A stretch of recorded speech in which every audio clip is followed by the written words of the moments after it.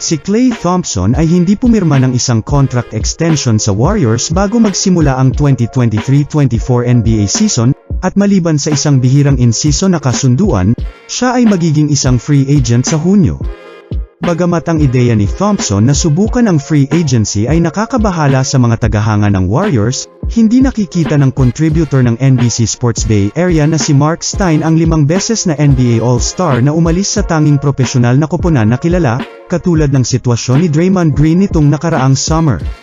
Kay Klay, maaaring mas komplikado ito dahil lang sa lahat ng pinansyal na implikasyon ng isang bagong kontrata sa bagong CBA na ito.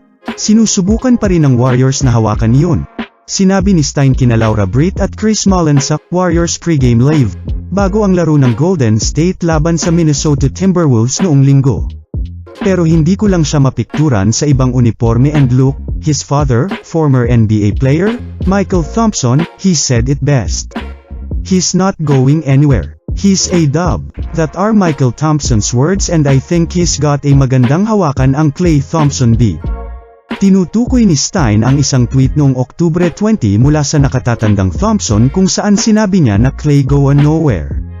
He's a dub. Bilang tugon sa isang fan na nagtatanong kung ang Warriors ay may sapat na cap space para muling pumirma ang kanyang anak.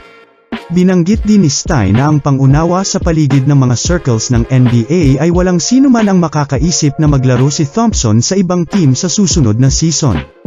Habang ang The Athletics na si Shams Charania ay nagulat noong Oktubre 23 na ang Warriors at Thompson ay nasa dead point sa mga negosasyon sa kontrata, ang CEO ng Golden State na si Joe Lacob ay nanatiling matatag sa kanyang paniniwala na ang dalawang panig ay magkakasundo sa isang bagong deal.